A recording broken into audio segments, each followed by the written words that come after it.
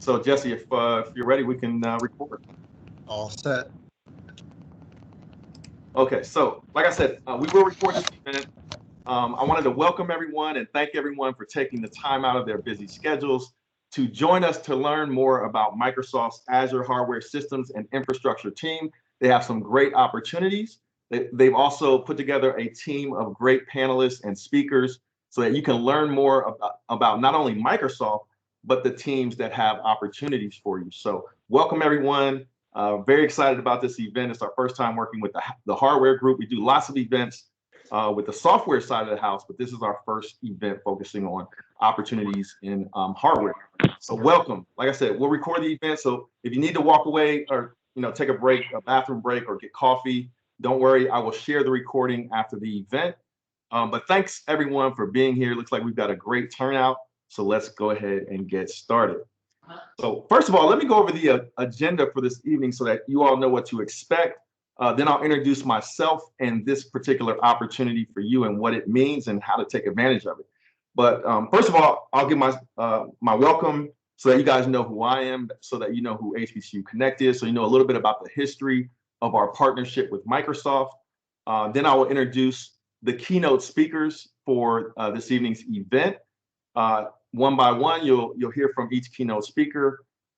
They will give an introduction to themselves and an overview of the organizations that they represent. Then I will introduce the team of panelists that have a variety of functions and roles within the teams that are hiring at Microsoft. I'll introduce them one by one, so you'll have the chance to get to know them better so that you can generate questions that you might like to ask to those specific team members utilizing the chat. And then also you'll learn a little bit about their path to Microsoft, what they do at Microsoft, and the teams that they represent. After I introduce each of the panelists, then we will go into a panel discussion where I have prepared some questions on behalf of US candidates to ask to the Microsoft team members so that you can get to know not only Microsoft a little bit better, but also the teams that are represented and the company culture that is represented. So we'll have a panel discussion. And towards the end of the panel discussion, I'd like to encourage you all to utilize the chat feature here in Microsoft Teams so that you can ask questions in the chat, and I'll do my best to read off your questions from the chat to the team members on the panel so that we can get some live Q&A for the benefit of everyone on the call. Then we will end the event with next steps so that you'll understand if you'd like to land an interview and potentially start a career with Microsoft, you will know what action to take. All right, so that's going to be our agenda for the evening. So let me go ahead and introduce myself. A lot of you guys already know me. I sent out a lot of the communications to invite you to this particular event, along with my team that did a lot of outreach to invite you in for this special VIP event. So for you to have the opportunity to learn more about Microsoft, to ask questions, I encourage you to utilize the chat feature, not only to introduce yourself, but also to ask questions of the team members and the recruiters that are on the call. But a little bit about myself, I'm an HBCU graduate. I went to Hampton University in Virginia. I started HBCU Connect as a passion project. And years after starting, we organically got into the recruitment space after launching sort of a social network similar to a LinkedIn for HBCU students and graduates. And the good folks at Microsoft forged a relationship with us. And a couple of years into that relationship, they asked us to sort of get outside of the box of our online services and look at doing events to bring the talent from our community to the table to meet the hiring managers and recruiters and team members at Microsoft. So we started hosting physical events all over the country. We're going, consistently having events with Microsoft every year until COVID hit.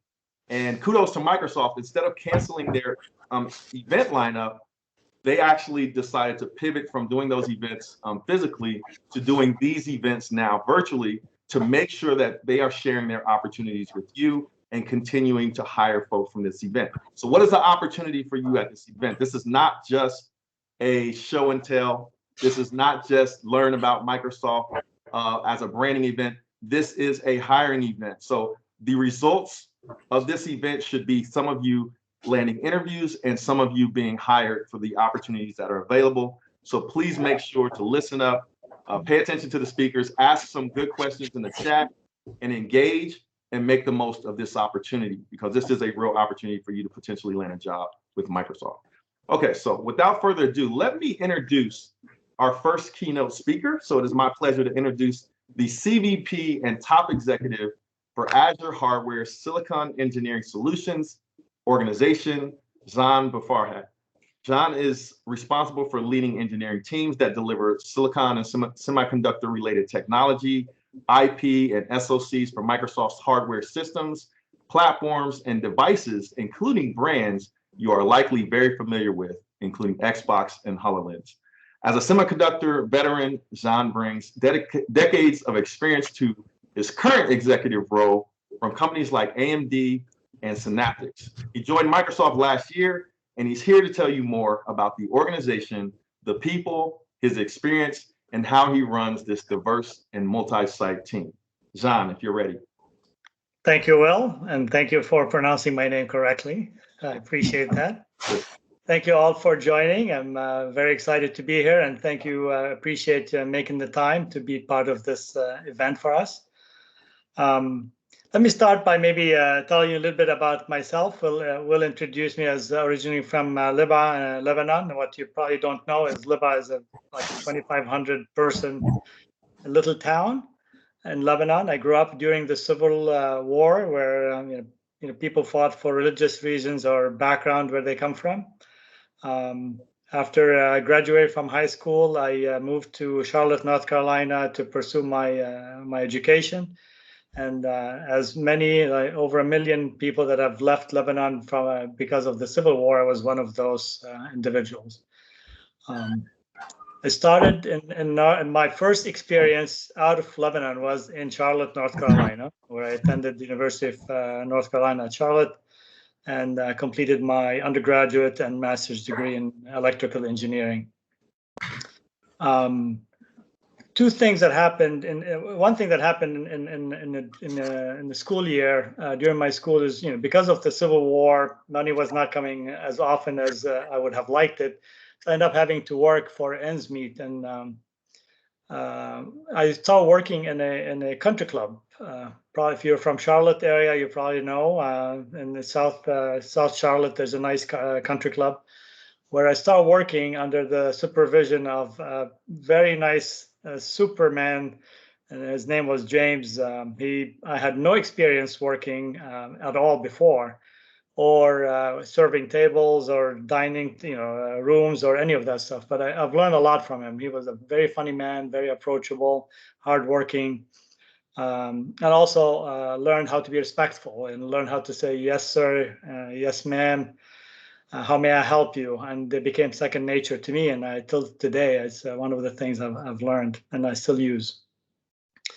Shortly after graduation, I moved to Colorado and started my first job at NCR. And NCR, for those of you on the East Coast, got acquired by AT&T, and then my division got sold to Hyundai in Korea. So you can imagine the diversity of things just in the first few years that I was at NCR. But the most important things that happened in that time frame is in the first 5 years, I became ambitious and decided that management is my career direction, and I applied for a position with no previous experience being a manager and no experience in the function that I was supposed to lead.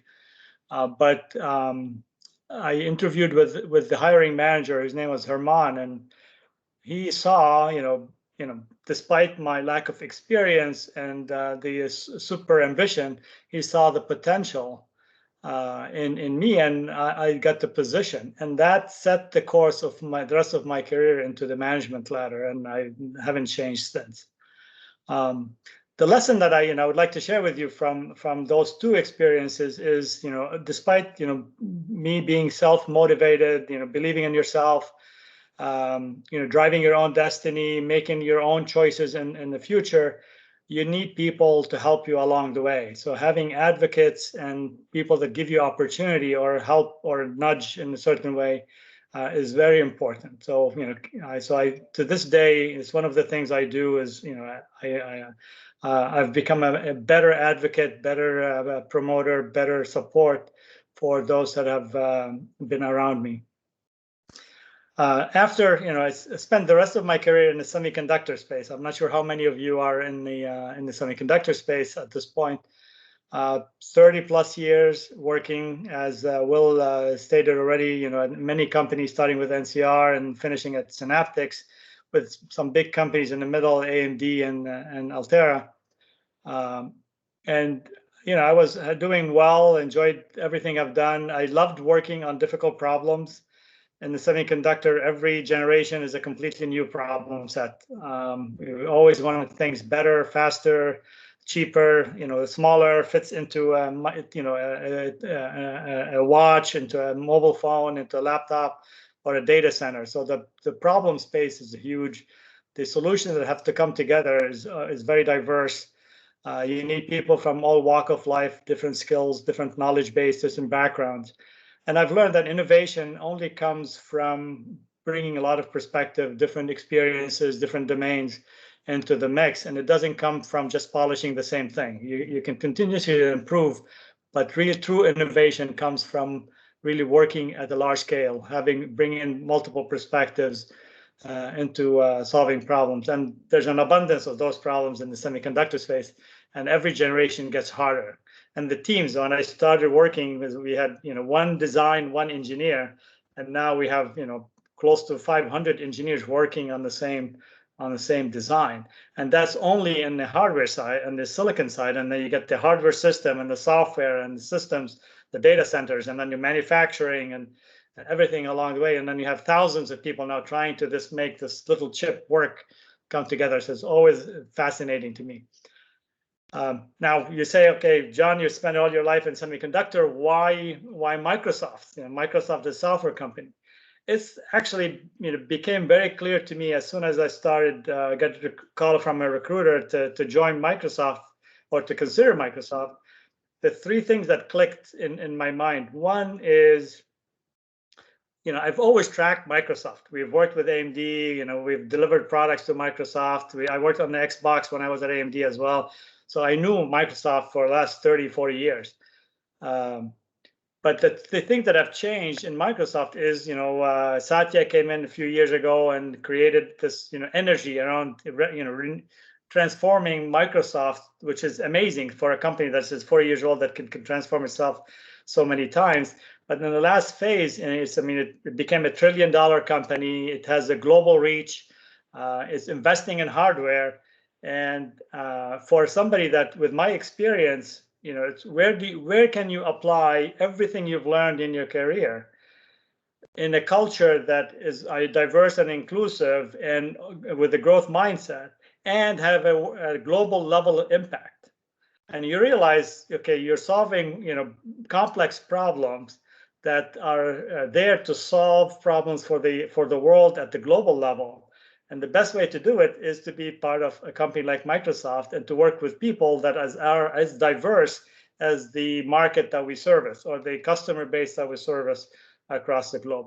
And that's why I joined Microsoft, and it's been a great ride. I joined during COVID, so I have not met many of the people on my team or at Microsoft.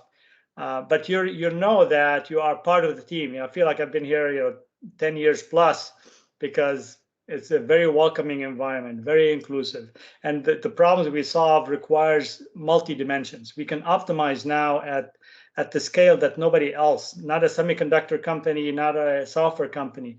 But when you bring the hardware and software together and the services and the application the customers care about, you bring it all together, you're trying to optimize across a huge space. And that's what they're going to give you the benefit, to solve the problems that Microsoft is trying to address and to provide the services that everybody around the globe cares about. So that's why, I always get excited when I talk about this. So I apologize if I'm a little overexcited. So we're here to make an impact. And that's the big lesson I learned. And the second lesson in my career is that innovation comes from being open-minded, growth-oriented, bringing the collective knowledge of the whole community. And the community has to work flawlessly together. These problems are difficult, so you can't have a dysfunctional community. You have to have highly functional, highly collaborative community. And then to make an impact, you need the venue and you need the space that allows you to provide that impact at the large scale. And that's, where it makes sense. So you think about it, somebody that have grown up in a little town, nobody knows what it, until I said what the name was, nobody knew what it is. Not that probably most people don't know where Lebanon is either. But just think about it. Then from a small, for a person like me to come in from a small town and to be able to make a difference and be part of a world-changing community is phenomenal. And it's the proudest thing I've done, and also one of the most exciting things I have. Let me switch a little bit of gear about the hardware group, and why this is important for Microsoft. Microsoft builds, we have, as Will described, we have a HoloLens and Xboxes, and these are great consumer and enterprise products. But the bigger, element of what we do is the cloud services, and Azure is the world computer. We like Azure to be the world computer, and to build that world computer, you need hardware. To build hardware, you need silicon, and silicon is a foundational capability. Is a critical strategic technology that Microsoft is investing in, and for that you need to understand the whole system. And you have to solve the problems at the silicon level that are optimized for the whole system. So that's why you have the groups that are represented here, the silicon engineering and solutions team, and also the Azure hardware architecture team are the ones that are building these systems from the grounds up. Right. So this is, you're going to be talking to Selim, and I think you're talking to Doug, which represent that organization.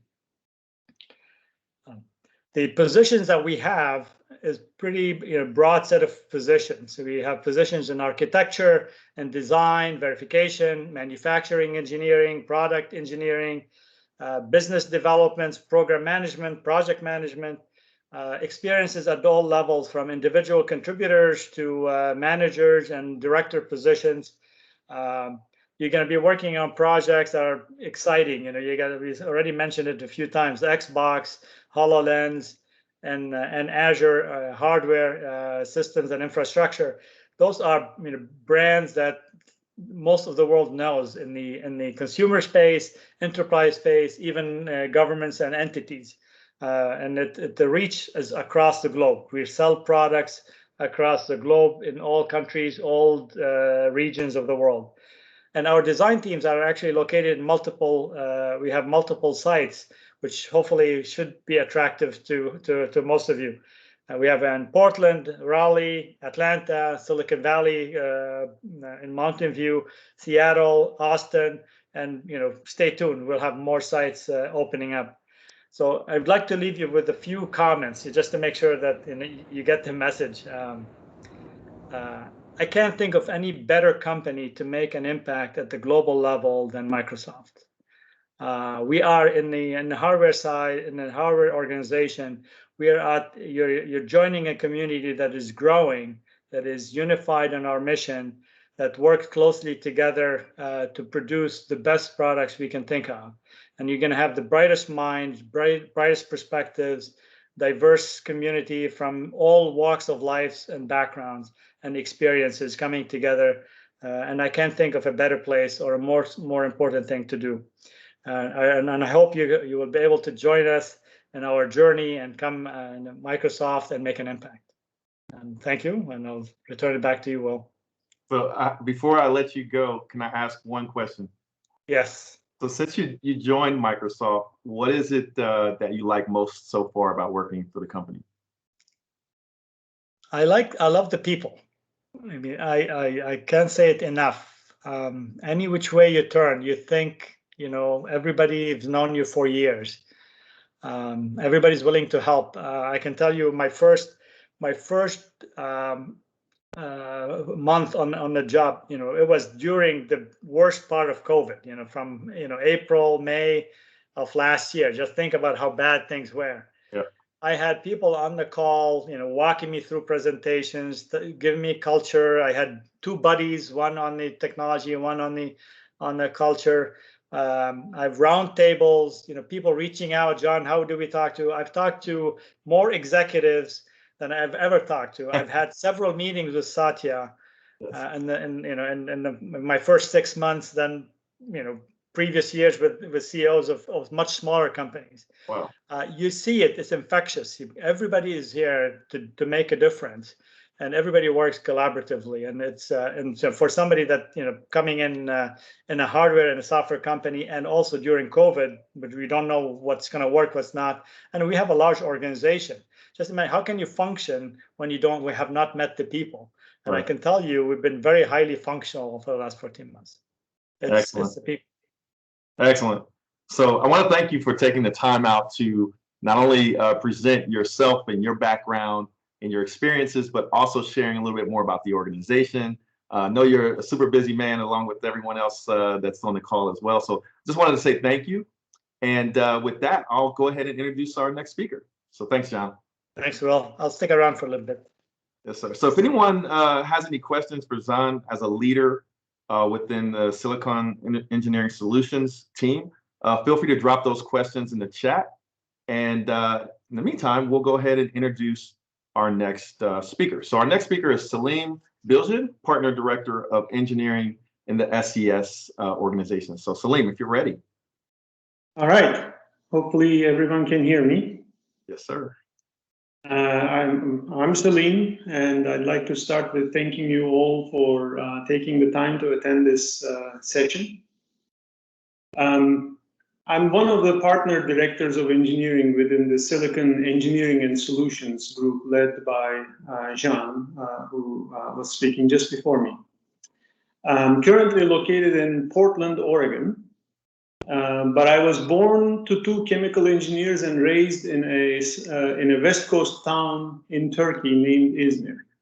So I'm originally from Turkey. I have, just like Jean, joined Microsoft just a little over a year ago, maybe a little bit earlier than Jean did. It was in early April of 2020. And my responsibilities in Microsoft include building a brand new hardware design center in Portland, as well as delivering to the hardware design projects that fuel the world's computer, which we call Azure. And yes, I joined during the pandemic, and I am yet to step into a Microsoft building since I started, with the exception of the one that I'm leading the building of in Portland or in Beaverton, which currently requires hard hats to get into, so it's not quite a fully functional building yet. Before Microsoft, I spent close to 24 years at Intel Corporation. And my responsibilities at Intel and my job functions ranged from individual contributions, the call to fame for me on that one was I was a core team member delivering the QuickPath interconnect technology to the market. It was a long time back, but it still is there. From individual contributions to design team management, I actually became a manager within the first 2 years of my employment at Intel. The scope of management actually grew over time. I'm also proud of the achievements in that aspect where I happened to lead a program that leads the list on the most grossing or most revenue producing program for the company at $57 billion over its lifetime of 5 years. Towards the end, I was the vice president of engineering responsible for the post-silicon validation of all Intel projects and programs. And I was leading or in charge of leading a team of 2,300 very capable engineers. Then I made the decision to move on to Microsoft. And just like Jean said, it was a very appealing situation because we are writing history at Microsoft, and that's what essentially is appealing to me. And I'll talk a little bit about that later. But before I go there, I'd like to, this is why we're all here, I'd like to talk a little bit about our organization in Microsoft or in SES. You heard Jean talk about the SES organization, so I'm going to just double click on it and descend into my organization. While my organization is set and centered around in Portland, we are a brand new organization and we are ambitiously growing to make a difference in the bottom line for Azure and Microsoft hardware solutions. And as a result, we are essentially open to hiring in any geography where the SES group presence already exists. And these are geographies like, Portland is obviously there, and Redmond is where the headquarters is, so it's obviously there. There's California, there's Raleigh, and Austin. The team's charter right now is to deliver innovative and differentiating products for the Azure business, which I earlier called as the world's computer, which is the mission for the Azure business. And we are responsible for the development cycle, starting with architecture through post-silicon validation of every single component and everything in between.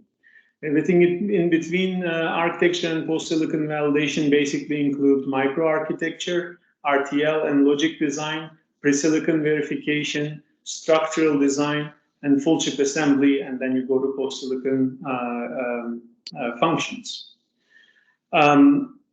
As I indicated earlier, we're currently going through a hiring ramp and looking for talented engineers across the experience spectrum. So we're not necessarily looking for a specific experience in the candidates. It's across the spectrum for not only the previously mentioned areas, ranging from architecture to post-silicon validation, but also in areas like manufacturing, such as product engineering, test engineering, and packaging.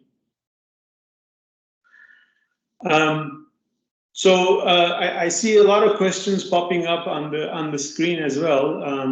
I'll try to answer some of them at the same time too.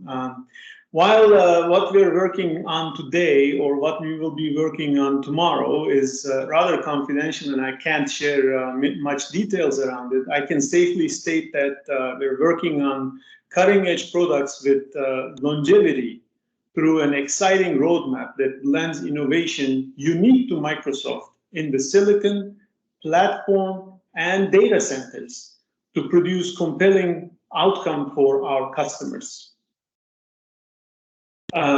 Well, we kind of have to do this because the cloud service provider business is becoming a tough competitive business, and the competition landscape, with the lack of a better term, is not going to take any prisoners. Once you fall behind, and it's going to be very tough to catch up. So we're utilizing all our innovative muscles to get in there and start writing history for Microsoft.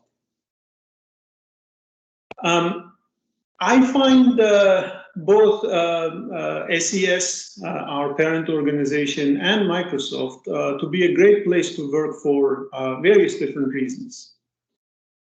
First of all, the opportunity that we have here, in my opinion, is unique and second to none. Such an opportunity does not come across in anyone's career twice. You get it once if you're lucky. And I'm quite grateful that we are essentially going through this experience because I consider myself lucky in this context as a result. Because we are literally in the process of writing history at Microsoft through SES by doing something that was not done at Microsoft before. Okay? So Microsoft definitely has done Xbox and HoloLens before, and as I said, while I can't give a lot of details on what we're working on, this is something that's unique and a little bit different. This allows you, in contrast to all my prior experiences in my employment with Intel and other places, this allows you to set things right off from the start. You can argue, yeah, we're trying to build the plane as we're flying. Yes, there is some excitement and challenge associated with that as well. But the experience is literally second to none. And similarly, again, with SES and Microsoft, the environment is extremely constructive and inclusive. The SES group is also reflecting the Microsoft corporate values and principles, which are aligned with mine, where people come first and they are always heard. And if you, in my opinion, if you invest in people, if you do it the right way, then success will follow. As far as diversity is concerned, obviously we are strong supporters as Microsoft of diversity because we're aware of many people on the planet who genuinely would like to achieve more, but due to different sets of circumstances, abilities, and backgrounds, they're somewhat locked out of participating in everything that's happening around them. And the diversity of opinions and the diversity of thinking obviously enriches the environment, but only when coupled with inclusion, so that all opinions are out in the open, heard and considered, which is one of the fundamental values that Microsoft is defining its business around. Personally, I was raised in a geography where there was only one race, one religion, one language. There was no diversity at all. And naturally, the importance of diversity and inclusion in that matter did not occur to me until I started my professional life in the US. That is when I actually came to the realization that the diversity of opinion is actually the thing that introduces the ability to think differently and break your blinders and see the problems that you're dealing with on a daily basis, see the issues that you're dealing with on a daily basis from many different angles. And it was crystal clear to me as soon as I became a manager, and I observed this not because I was trying to drive for diversity or inclusion. I was just a new manager trying to figure out which way is left, which way is right. But it became very obvious that, and I was blessed at the time that my team was already a diverse team. Solutions, approaches that I could not even have thought about, even if I had an infinite amount of time, was coming in a very valuable manner from folks who were coming from different backgrounds with that diversity of opinion. And that is priceless. And that is why, since that revelation, I have taken it as my mission to build all my teams as diverse as possible, with the same investing in people mindset that allows all opinions to be heard. And there are two gentlemen who will be speaking after me who have been with me in those or through those experiences as I was building my teams, who can also attest to that. So that's essentially my life story. If you have any questions, let me know. Yeah, so I would like to follow up with one question. Considering your lengthy and accomplished career at Intel, what was it that made you decide, or what were the factors that made you decide to jump over to Microsoft? Part of it is exactly what we talked about, and I will give you an example here. Intel was going through a tough time. Obviously the opportunity at Microsoft was second to none. So don't underestimate that. Okay. But what actually allowed me to reach my escape velocity is Intel was going through a tough time. And as with the post that I was holding as the post-silicon validation VP, I knew what was wrong. And I knew how to address it. I went and made several pitches, presentations, discussions with not only the what we used to call MCM, then it became ELT, Extended Leadership Team, and the board itself. But unfortunately, I was not able to make forward progress on those items, and I realized that I'm stuck between a rock and a hard place and not able to go anywhere. And then when I juxtapose this situation to what Microsoft is doing, first of all, Microsoft apparently, and Doug can attest to that, he has been at Microsoft for a long time, Microsoft has gone through a similar situation. And with Satya's valuable leadership, Microsoft has gracefully recovered from it. Okay, so there is this mindset of listening to everybody and making sure that all opinions are heard. Not that I would have made a major difference if I was at the Microsoft situation at that time, because not every single opinion will be taken as granted, right? But at least it would have been heard, not in one ear out the other. Right. And I'm sure Intel is going to get there eventually. They have been making some decent changes, and sadly, most of those changes happened after I left.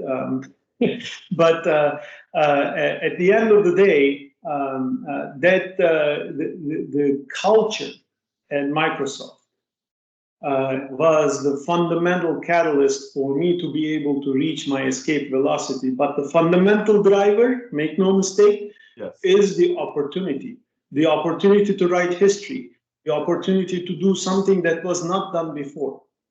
Otherwise, to be fair, I did have a cushy job, so why would I leave it?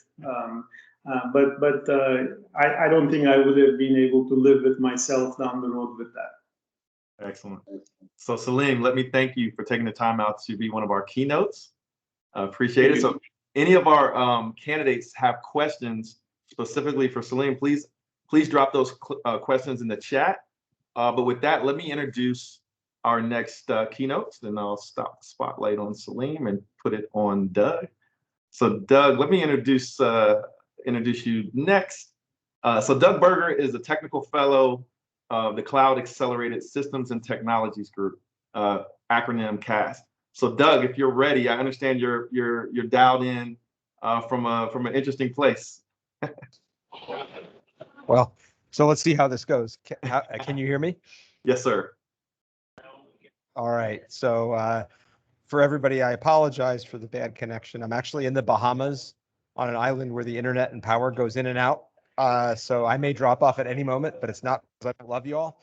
It's because my thin tether to civilization has been cut. So why don't you just run ahead and we'll see how this goes. Let's do it. So if you'd like to share a little bit about your experience and how you ended up working at Microsoft and what you currently do at Microsoft. Sure. I'm a technical fellow, which is a technical leadership position equivalent to a corporate vice president. Right now, I am responsible for architecting and driving forward our AI platform and infrastructure. I work very closely with SES, with John's team, on a number of projects. So we're in tight partnership. I'm originally from a small town in Massachusetts. My parents were professors at Smith College, which is an all-women's college. So I would say similar to the HBCUs, it plays a very special role in education. It's produced a phenomenal number of very, very famous and accomplished women. And when I was young, I was lucky enough to be able to take a few classes there. And I was one of two men in a class of 80 women who were all brilliant and accomplished and made me feel very inadequate. And so I learned a lot about the importance of just treating everyone with empathy and respect and what it feels like to be, feel very insecure about your position in a very accomplished group of people. I went through graduate school. I got my PhD at the University of Wisconsin. I taught at the University of Texas as a professor of computer science for 10 years, specializing in computer architecture, chips and the software interface to those. And what I learned from that experience was just the real importance of mentoring people. I saw so many students who were brilliant, had so much potential, but they needed somebody to support them and believe in them and help them and take them and help them realize that potential. And I mentored a large number of people. And I'm very proud of the people that I mentored successfully and that went on to achieve really impressive things. After that, I moved to Microsoft. I wanted to jump into the belly of the beast and drive research more directly. And so I moved to Microsoft Research and spent 10 years there trying to invent crazy new technologies and have them influence the company's roadmap. Some of the hardware my team invented in my MSR role ended up shipping in millions of servers. I don't have time to go into all that now. And then in 2018, Satya decided he wanted a more focused hardware group. And so he asked me and the majority of my team to move in and drive these innovations more directly in Azure. And so I took on the technical fellow role. We've been working to drive more and more rapid hardware and hardware software innovations into Azure. And right now I'm focusing on the artificial intelligence area, which, as many of you probably know, is white hot.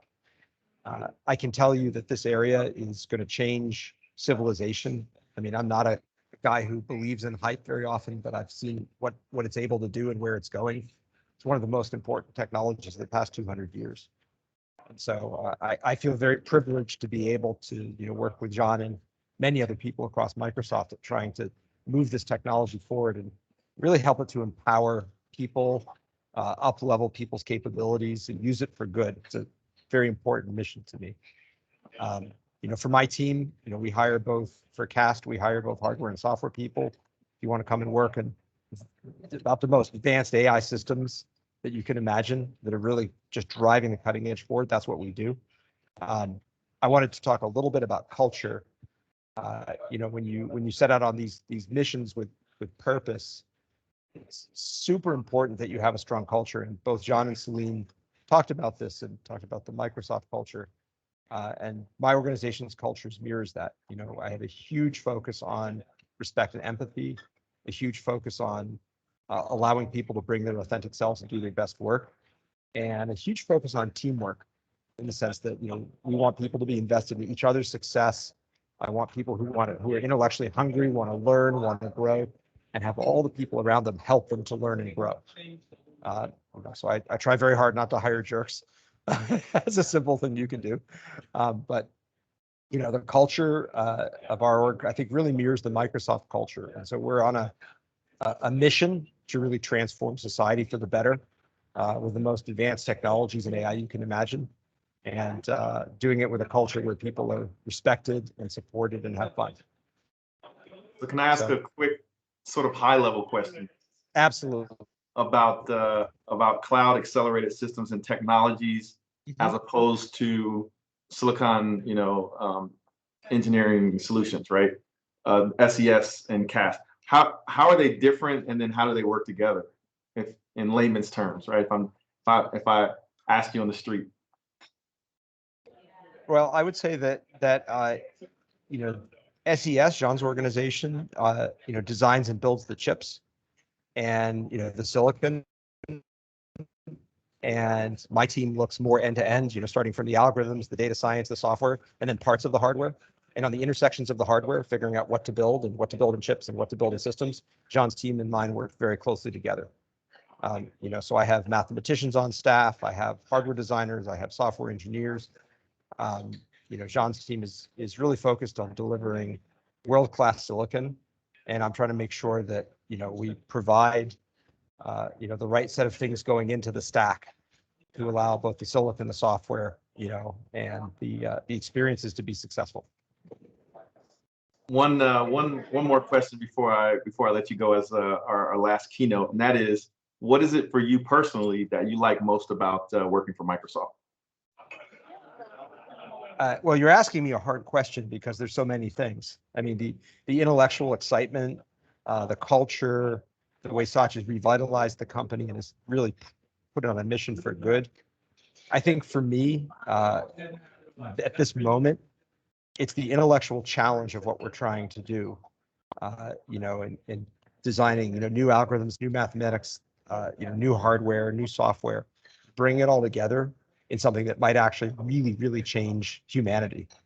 You find yourself very rarely in a position like this, where you have the opportunity to shift the course of civilization. It's like being very early in the Industrial Revolution or the Enlightenment. So I feel very blessed to be in this company that has that whole end-to-end stack at this place in time when this thing is about to happen. And so for those of you that are excited about this, I can tell you there's just no more exciting mission than what's happening right now in AI. For me personally, it was. Excellent. So let me give a shout out to the Bahamas. not only because your internet connection held up quite well for your keynote, but I've got some cousins floating around down there as well. But no, let me thank you, Doug. I think this speaks volumes to the level of commitment that Microsoft has to hiring diverse candidates. I mean, you're dialed in from vacation. I know lots of folks are busy, but they stay committed to events like this to share their experiences, and hopefully folks get excited about the opportunities at Microsoft. So let me thank you for that, Doug. And with that, we'll go into introducing our team of panelists. So thanks, Doug. And I'm sorry, just to understand. Yes, sir. Yes, sir. I'm listening. Oh, I'm sorry. This is the only work event I did this week. So that shows you how important this issue is to me personally. Everything else I put off, but this one I said I have to do. Thank you, Doug. It is appreciated. Yep. Thank you. Yep. Okay. So with that, let's introduce our first panelist. So like I said, I'm going to introduce each of our panelists. And so first of all, if you have questions for Doug, drop those questions in the chat. And if you have any other, questions related to the technologies that are being used or questions about Microsoft, we have lots of panelists and a few recruiters on the call as well. So you can drop those questions in the chat, and let's make this opportunity for this event as interactive as possible. I'll ask the Microsoft folks that are not presenting to keep an eye on the chat if there are any questions that you can answer. And for our candidates and attendees, please drop those questions in the chat, especially after each one of our speakers present, if you have a specific question for that speaker. So let me go into the panelist introductions. So let me move here to the next slide. So our first panelist is Prashant Nimala, who's a front-end logic design leader within SES. So Prashant, if you're ready.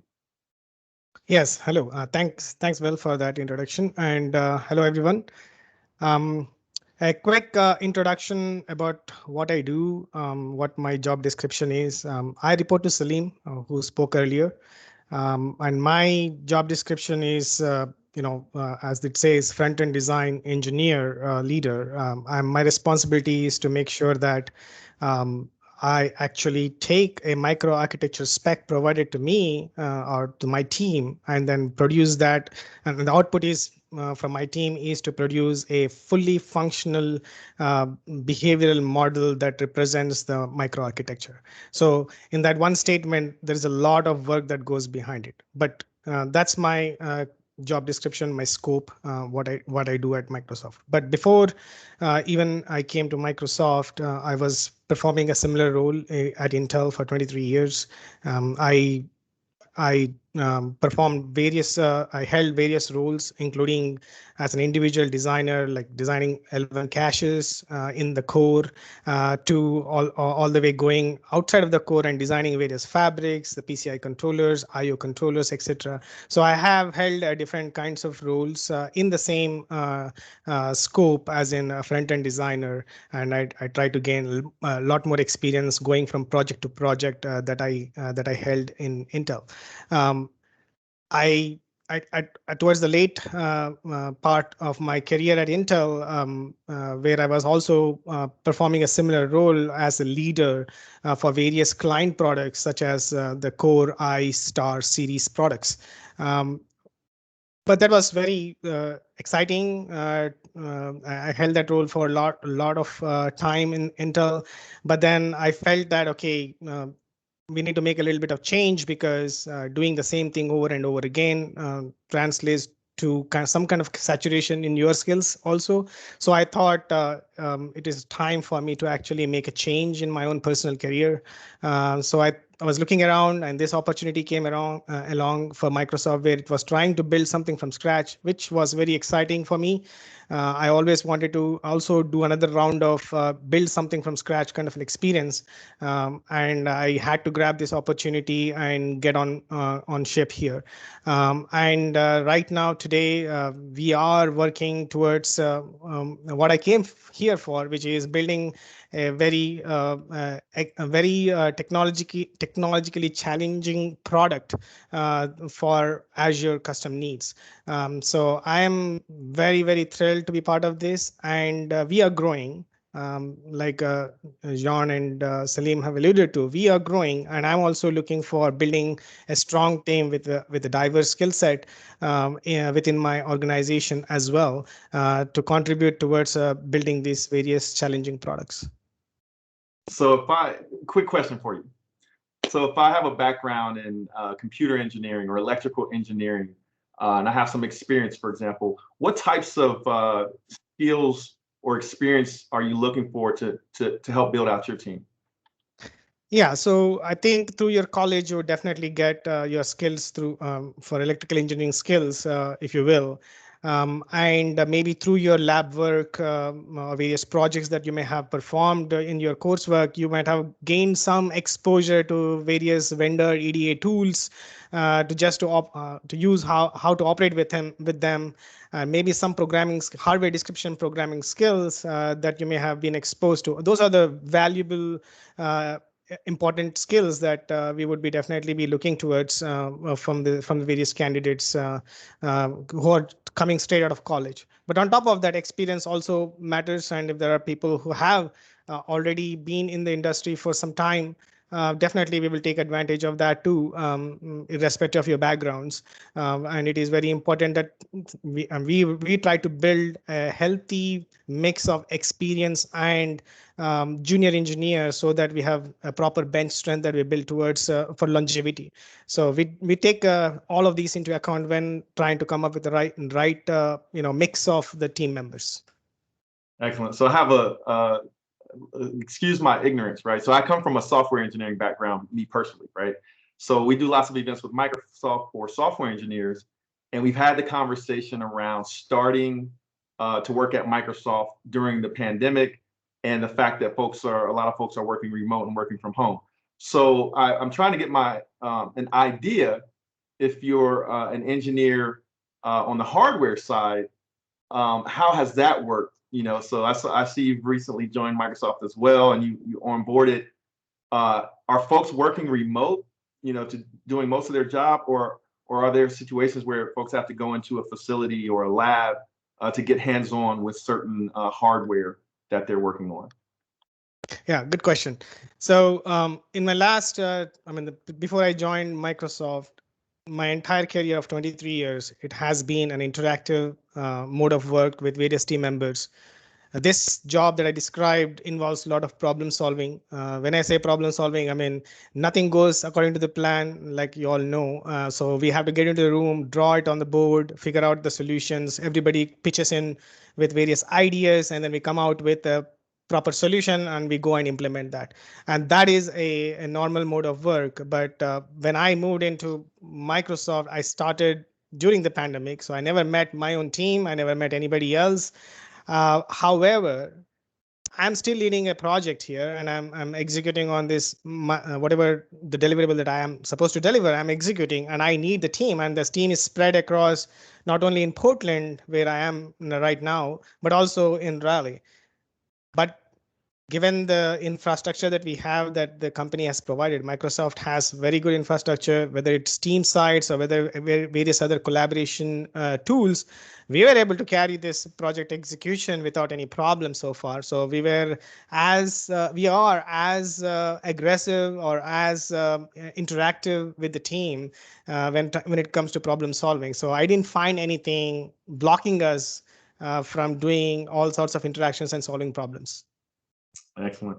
So for the sake of time, I'm going to introduce our next speaker, but I want to thank you, Prashant, for sharing your experience and agreeing to be one of our panelists. So to our candidates, if you have questions specifically for Prashant, feel free to drop those questions in the chat. Okay, so with that, let me introduce our next speaker. So thank you. Okay, so our next speaker is Azure E. Harvin III, PhD, a senior program manager within SES, and also an HBCU graduate. So Azure, if you're ready. I am, and hopefully you can hear me. Yes, sir. Thank you, Will. Hello, everyone. My name is Azure. It's pronounced Azure, almost like the cloud Azure, which you've heard they repeatedly said here. So when I first started with Microsoft, I kept hearing the word Azure. Azure will handle this. Azure will take care of that. And I got confused because I thought they were putting action items on me, and I just started the company. So that's just an inside joke. When I hear Azure used in the hallways, it always reminds me of my name.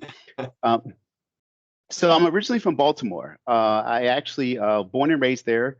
I ended up going to Morgan State University, which is a HBCU, as you all know, for my undergrad degree. I was actually in the original graduating engineering class out of Morgan State University. That tells you how many years back that's been. After that, I got an electrical engineering degree. I actually went out in the industry and got a job working for a defense contractor in the Washington, D.C. area. I did that for about 3 years, and then I realized I wanted to go to grad school. I wanted to focus on computer engineering background. So I then went to SUNY Binghamton. I achieved my master's and doctorate in computer engineering. And SUNY Binghamton, if you're not aware, Binghamton is 72 miles south of Syracuse. So it's in Western New York. When you see New York, a lot of people think New York City. This was where they had cows and horses and just, open land and cheese. It was just different. I loved it.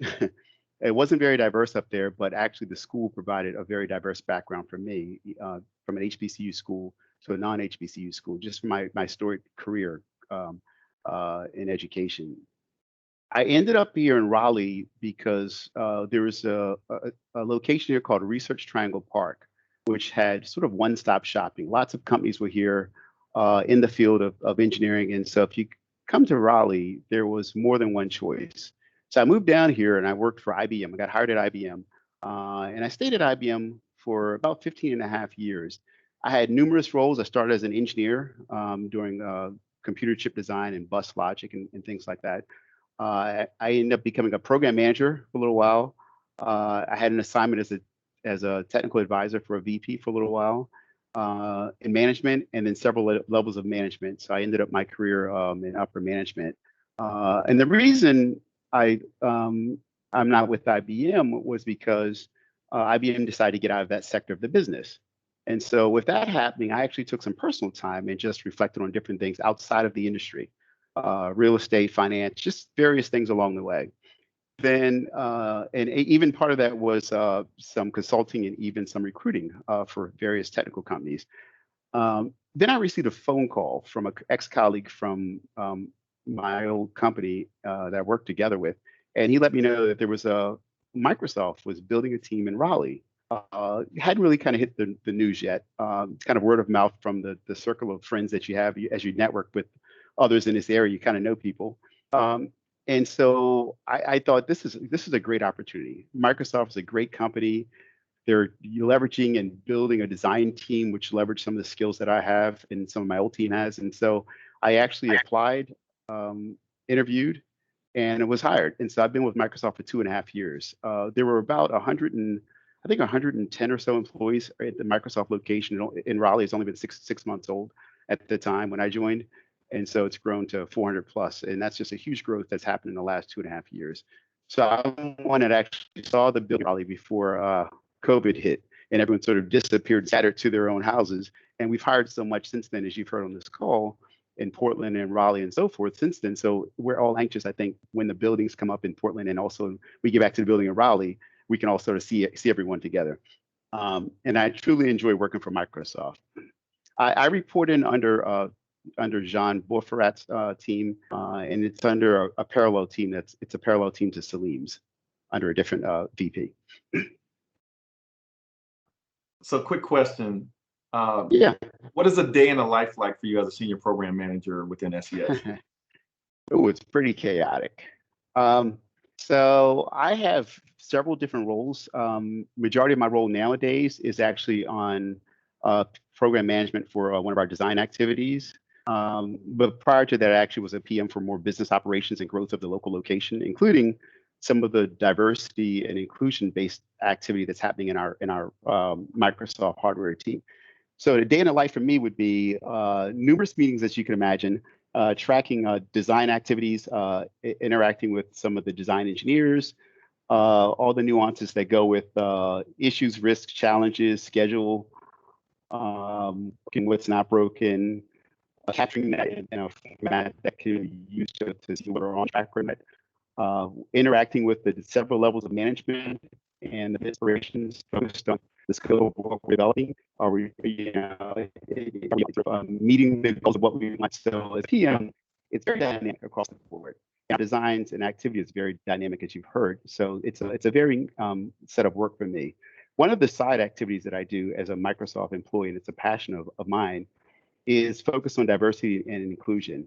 So in our hardware organization, there's a task force of folks that actually, and I'm on the task force under Jean Bourferat's organization, to help focus on this activity, to ensure it's understood, it's being it's emanating down the chain for everyone else in the organization, and it's a good thing. Everyone is very open and willing, and it's part of our culture and culture shifting. You know, trying to transform our culture, and I decided to raise my hand and said, let me be one of those people to help transform the culture and ensure that we're making success in that area. Excellent, excellent. So Azure, let me thank you for being one of our panelists. And if anyone has any questions for Azure, feel free to drop those questions in the chat, and then I'll ask you, Azure, to keep an eye on the chat if you can answer any of those questions.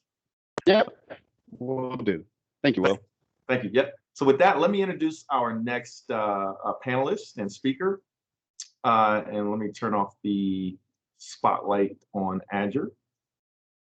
So we're here till 7:30, so I want to encourage you guys, because I'm not sure how much time we're going to have left for Q&A, but I want to encourage you guys to utilize the chat if you have questions. And I'm going to encourage the Microsoft team members to keep an eye on the chat if there are any questions that you can answer, so that we can get the most out of our time this evening. So with that being said, let me go ahead and introduce our next speaker, who is Phil Atkinson, Principal SOC Verification Engineer within SES. So Phil, if you're ready.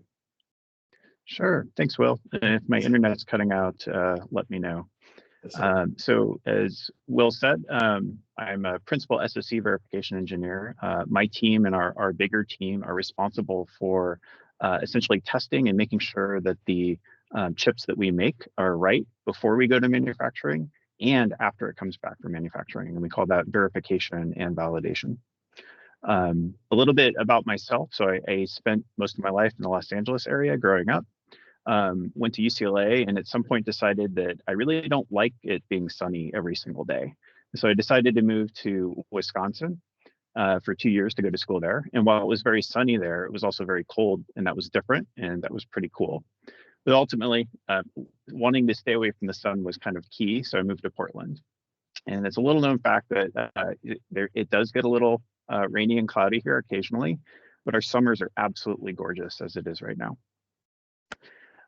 So I too came from Intel. I spent 23 years there and recently moved over to Microsoft. And one of my main motivations for coming over was first and foremost the people, and secondly the culture. This is a great company.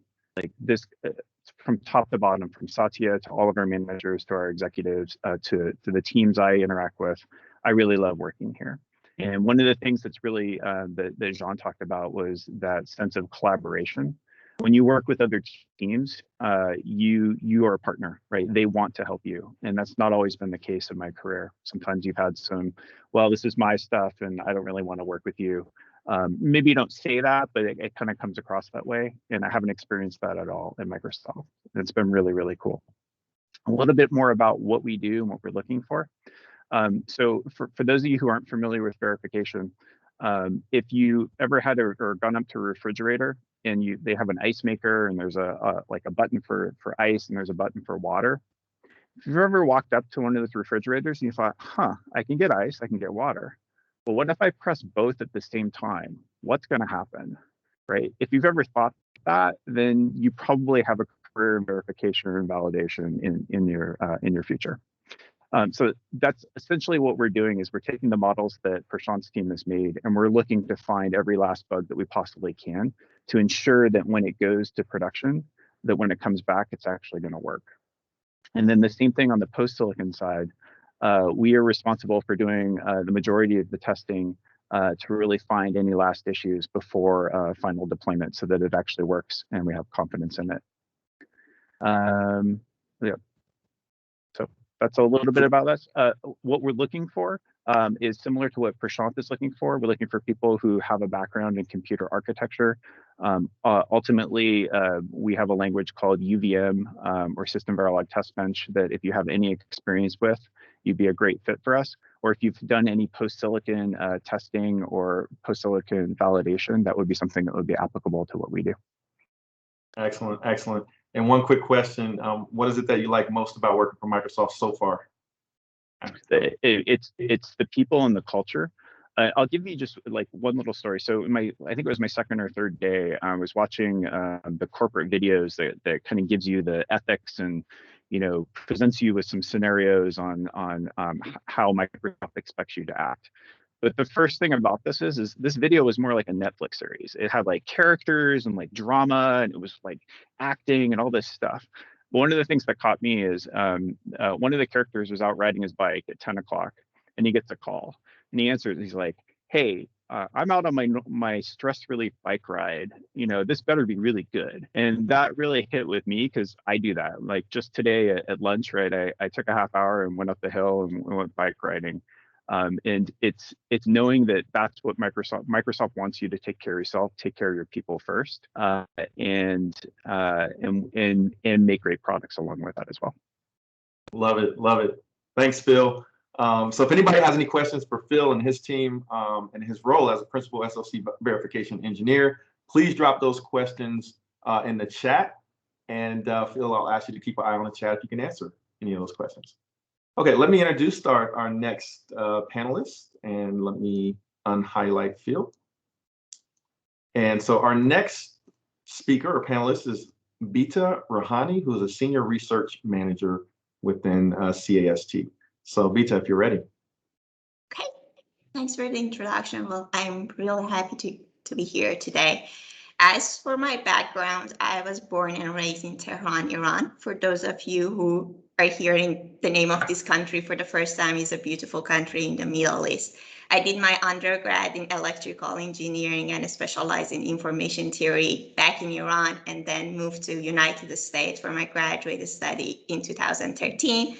I got my master in computer engineering from Rice University, which is located in Houston, Texas. And then I moved to San Diego for my PhD and got my PhD there. Prior to joining Microsoft, I was fortunate enough to do 2 internships at Microsoft. I loved it so much that I technically never left after that. After my second internship, I was working as a contractor with my current team until I wrapped up my PhD. And then in 2018, I joined as a full-time employee. I worked as an IC during like the first year after joining Microsoft, and now I'm fortunate enough to lead a team of data scientists and researchers who are working on the next generation of AI. Happy to answer any question. So your path to Microsoft was through the internship program, and have you worked on the same team the whole time, or have you moved around on different teams? My first internship was in a different team, but my second internship was with the same group of team. And then we've got a lot of folks that have, hardware engineering backgrounds, electrical engineering backgrounds, computer engineering, and even software engineering. But can you speak to a little bit about, for your particular team, the types of backgrounds you look for and skills and experience that you look for in your teams?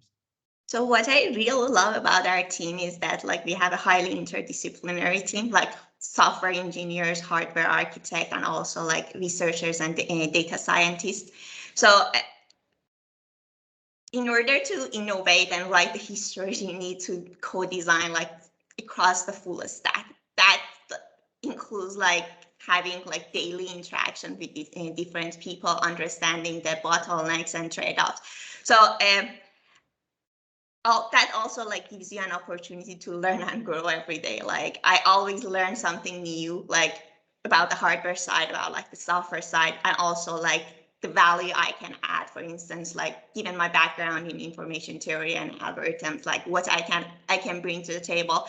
So I really enjoy like that collaboration, and I think that's the future. Like we can't work on a specific field, like yeah. Excellent. And then what is it that, for you personally, what is it that you like about working for Microsoft the most?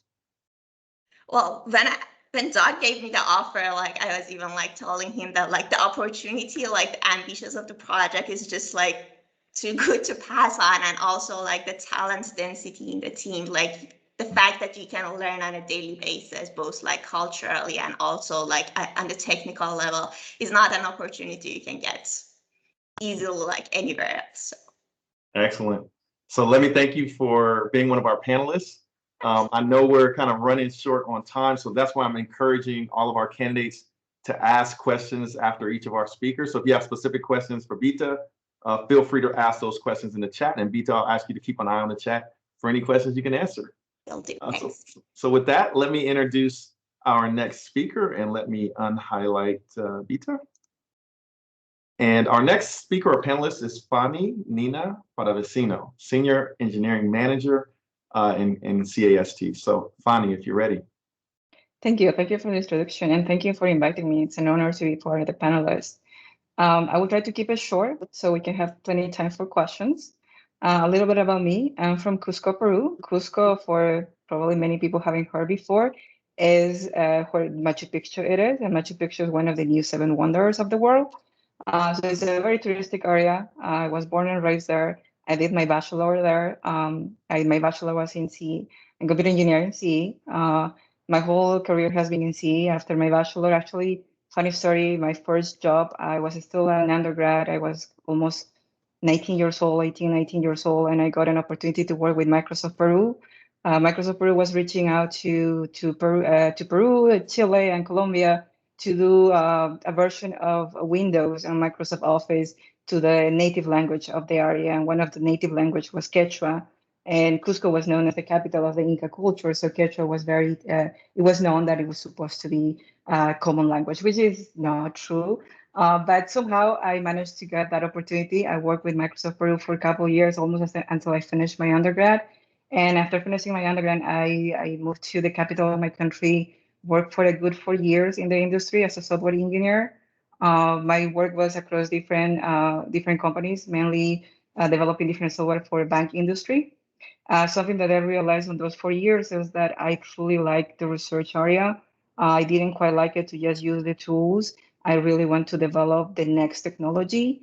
And so from that goal that I have in mind, I got a scholarship to do a master in the UPR, which is University of Puerto Rico, to do a master in computer engineering. So I was part of the ECE program. My master was specifically on image processing. So I was part of a research center that was heavily on digital signal processing, a little orthogonal to computer science, but it gave me another view of the whole spectrum on ECE. From that master, I got an invite to go to present my work during my master time across different schools. One of them was Northeastern, and I happened to meet my PhD advisor at Northeastern, Dr. David Kelly, and they invited me to go through a PhD program. So I applied different schools. I was lucky to get accepted, but I already was hooked with David Kelly to go to the PhD program at Northeastern. So I joined Northeastern University Computer Research Group, what is called Computer Architecture Research Group, which is nuclear group under David Kelly guidance. My whole research during my PhD was heavily on optimizations, how we can do high performance optimizations from different workloads across different accelerators. I target specifically complex problems like irregular workloads that are dynamically changing. So the workloads that are not statically behaving, and it's more dynamic behavior based on recursion, based on data paths, so that it involve speculation and all of that. So it was a very challenging problem, and how accelerators can actually do high performance of that execution. So I proposed different solutions to it. From that work, I happened to have 2 internships across different companies. One was in the East Coast. My college is in Massachusetts. So I did one in Massachusetts with Analogic. Analogic was a company that was doing a lot of research in terms of image processing in accelerators. My second internship was almost at the end of my PhD. I did at Apple. I came to the Bay Area. I liked the Bay Area. Apple was doing a lot of work into the GPUs, how to do image processing at high scale on the GPUs on the iOS devices. I did a lot of work on that. I liked it a lot, the internship that I stayed almost a year with them. I got a full-time offer from them, but at the same time, when I finished my PhD, I got the opportunity to explore other companies, and one of them were Intel. And Intel offered me a research scientist position after the PhD. So again, in the Bay Area. So I took it. I came to the Bay Area for good. I moved from the East Coast for good in 2017. I joined Intel as a research scientist. My role at Intel, and many folks having an Intel, my role was a little different. I was not necessarily on the hardware and silicon part of the company. I was more on the research part, where we actually developed different intellectual property solutions. My role was to do papers or patents with different ideas in the computer vision realm that can improve the different products of the team. With that, I did a few publications on very, very well-known conference, CPR, NeurIPS, but mainly my role was doing different patents. There was a particularly challenge in my team that we want to submit different patents. So in the peak of that was 10 patents in a year. That doesn't mean that all of them will be approved. I think we have 50% of approval rate. Still really good. It was very good experience. I stayed with Intel a couple of years, and the reason why I switched is because Microsoft actually approached me when I started my tenure at Intel, and it was a team and MSR, Microsoft Research, genomics team. They were looking for researchers to do high performance execution for heavy workloads. At that point in time, I was already, I was just at the beginning of my tenure at Intel, so I want to continue exploring the Intel experience. So I put a hold, pulled the brakes there. But after 2 years, I realized that I would like to have a much holistic experience in a company that has hardware and software arm of development to do a holistic solution. And so I revisit that invite that I got. And of course, by that point, the position was already completely filled. But the hiring manager put me in contact with CAS team. I was through Lisa. Lisa Woods put me in contact with Eric, and Eric is reporting to Doug Berger. And so they taught me a lot about CAS and what we do in CAS. It was fascinating. I liked the whole experience. They sold really good the role. To be honest, of course, when I did this search, I applied to different companies, and many companies are doing cool stuff. I applied, I have offers from Amazon, Google, all of them are trying to solve the issue of how we do AI at a large scale. But Microsoft has something that I couldn't find in other companies, which was culture and people. And that makes the whole experience completely different to me. So I joined Microsoft a couple of years ago. I have been in Microsoft for 2 years. I joined as an IC. I was a senior engineer in the team. And after a few months, given my tenure that I was driving some, I have some reports, interns or so. So I started growing a little bit my team. So now I'm a manager. I've been as a manager a little more than a year. I have a team that is growing. I'm still hiring managers. I have a few positions open. What my team does is I'm part of the software stack. And in the software stack, my team work heavily in optimizations. I mentioned a little bit about computer architecture and my research about optimization. So that's still what my team does. We do a lot of optimizations to how we can improve the execution of AI at large scale. So I work heavily on distributed execution, the different methods and techniques that we can apply to accelerate the distributed execution. So there's a lot of things in that realm, very new, very groundbreaking, a lot of cool stuff to do there. So if you are in that realm, please reach out. I'm happy to talk to you. And with that, if you have any questions, I'm happy to answer. Excellent. So Bonnie, thank you for being one of our panelists as well. And to all our candidates, like she said, if you have any questions, please drop those questions in the chat. But we've got a few minutes left, and what I want to do is ask all of the Microsoft team members, if you don't have your video on, feel free to turn on your video, and let's use the time that we have left to ask some panel questions. I see that we still have Zahn with us as well. So to our candidates, if you have any high-level questions, feel free to drop those in the chat. So what I'm going to do is I'm going to ask some questions that I already have prepared. And I'm going to ask the Microsoft folks, considering the little bit of time that we have left, if we make this sort of a rapid fire Q&A panel session, and I'll try to squeeze in a couple of questions from the chat. So for our candidates, if you got questions that you want me to ask the team, drop them in the chat. And with that being said, let me turn off the spotlight on Fani so that we can see everyone on the Microsoft team. All right, so I've got some questions, like I said, prepared that I'm going to try to get everyone involved. We'll make these kind of rapid fire, considering we've only got a few minutes left. So my first question is for Selim and Prashant. So what is different about working for Microsoft as compared to your roles at previous companies? What differentiates Microsoft in your experience thus far? Yes. And that's for Selim and Prashant. Okay. Again, the values, the Microsoft values, is much more stronger than what I'm used to in other places. The investing in people and having results follow is my motto, which is aligned with Microsoft's, which was not quite aligned with other places that I've been accustomed to. The only other thing that I would add is the people and the welcoming nature, because maybe I'm a little biased over here. I joined during the pandemic, and there were a lot of folks who held my hand and helped me go through the ramp process at Microsoft, because it's a rather large company, and it's working from home, trying to ramp into it is not quite easy, and the helpful nature of individuals has been quite differentiating. Excellent. Prashant, did you want to add anything?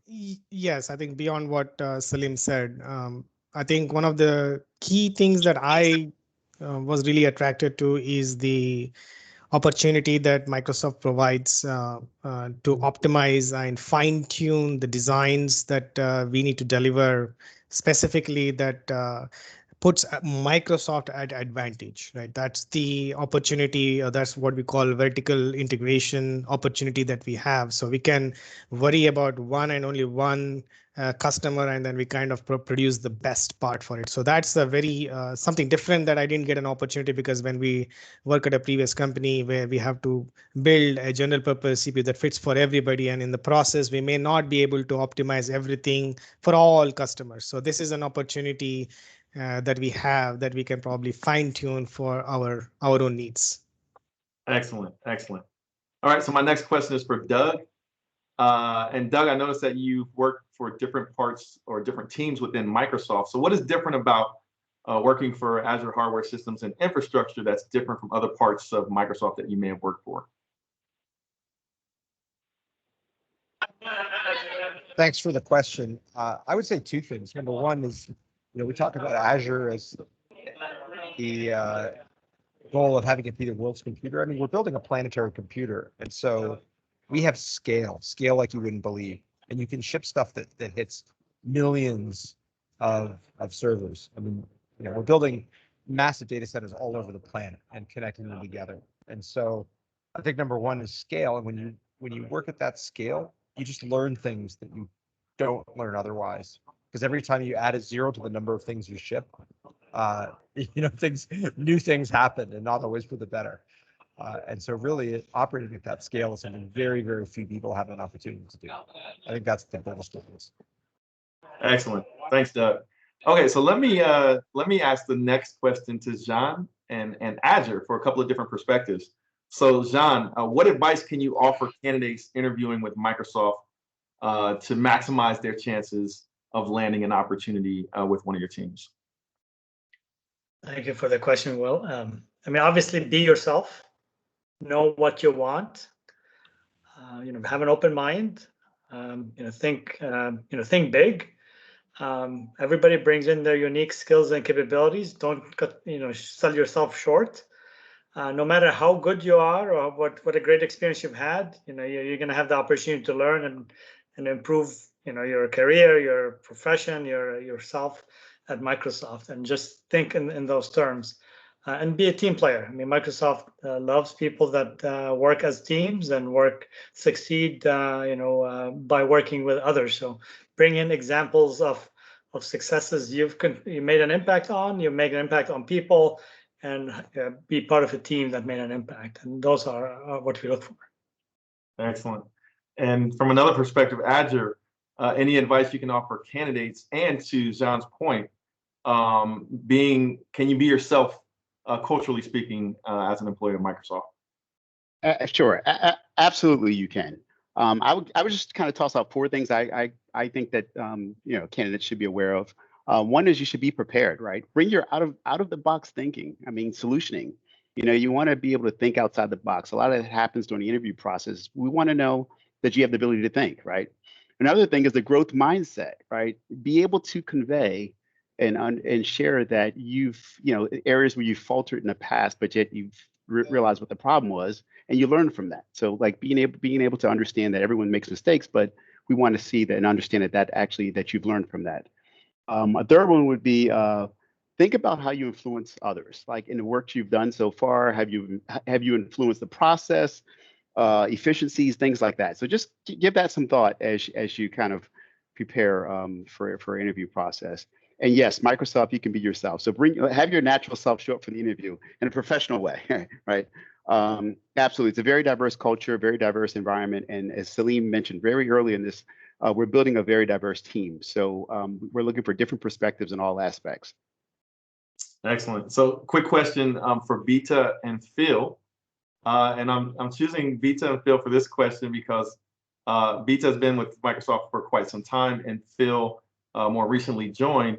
But putting your shoes on as a candidate, what are some of the non-advertised benefits of working at Microsoft, or things that maybe you joined the team or you joined Microsoft and you realize there's some great reason to be there that you did not know before? Or in Bita's case, maybe there's something that kept you at Microsoft, for the amount of time that you've been there. If you don't mind, Phil, I can go first. So besides like the great technical work that you get to do, I would say the culture of the people, and the people are great advantage, and it's not necessarily advertised. Like every day, like you get to work with super talented people, and you get the sense that like all of them like just checked out the ego at the door. Like there's no sense of ego, there's no sense of like hierarchy or anything. You get to say, like when you have an opinion, you can like discuss it and like bring that up. And also like if you also feel the freedom to, if you have like a maybe crazy or risky idea, like you can like bring that up, get feedback and so on. So I would say like people and culture are something that's not necessarily advertised, but like is a great thing to have, and you need that in order to grow like in your technical position as well. Excellent. And Phil, would you have anything to add? Oh yeah, I got a rapid fire list here. All right, first off, Xbox Ultimate Game Pass. So we get a free subscription. My son uses it. You only get one. I don't get to use it, but my son does. Amazing health benefits. The Microsoft Store, you get big discounts on Microsoft software and even a little bit on Xbox products. Learning. Microsoft is huge on growth mindset and learning. We have lots of opportunities to learn. There was a huge AI and machine learning conference a couple of weeks ago that was just amazing. From people like me who are just learning about it to researchers who've been doing it for many years, a great opportunity to learn. And then lastly, employee resource groups. There are huge groups of people who have common backgrounds and common focuses, like Blacks at Microsoft, who will educate and will enlightened others. And this has been something that's been really great for me, is every month I'm learning something new, right? And it's just been so wonderful to learn about different people and different ways of being. Love it. And so let me get Fani in for the last question, because I know some candidates are probably wondering, what is it like to be a part of a team that is distributed geographically? So not everybody is in the same location. What is that like to be a part of a team distributed geographically, Fani? Yeah, that's a really good question for me because I'm located in the Bay Area and the majority of CAS is actually located in Redmond. My team actually that reports to me is here. We have other members. During the pandemic, we actually grew. So we have we have a critical mass now in the Bay Area. So we are around 30 people each in the Bay Area for the whole CAS. And we actually expanded further. We have now Raleigh, we have one member of Raleigh, and we are going to grow the team there. Redmond is still, a much bigger portion of the team. Honestly, with working from home, there is no barrier. It's just plain field for everyone. We use Teams a lot for communication, and it works perfectly fine. You can use for calls, for IMs, to share different files. Of course, email is another source of communication. It just works great. And I'm talking that some people that work with me and even in different time zones, right? They are in the East Coast. And then we accommodate to it, right? It's all about the dynamic of the team and the accommodation. We have specific weekly meetings that will accommodate different time zones that everyone should show up, that allow us to this cross communication. But it's always about the dynamic, how we interact across different teams, and every person is different, but it's the synergy. I think it's the culture that allows to make that happen. So I honestly don't feel the difference. Pre-COVID, I think that the only difference is that some trips will have to happen. So I used to travel to Redmond every 2 months or so to have, yes, a process, go for a week or a few days to have different meetings and sync up. But now that we are growing across different locations, I see those trips less and less. And with the proof that we have done through COVID that it's not necessarily essential, it's a need that we can actually do it virtually. I don't think that's even necessary anymore. So it's great. I will say it's great. I don't feel the difference at all. Excellent. So I know we pretty much ran out of time, but I wanted to, before we go, I wanted to talk about next steps for our candidates.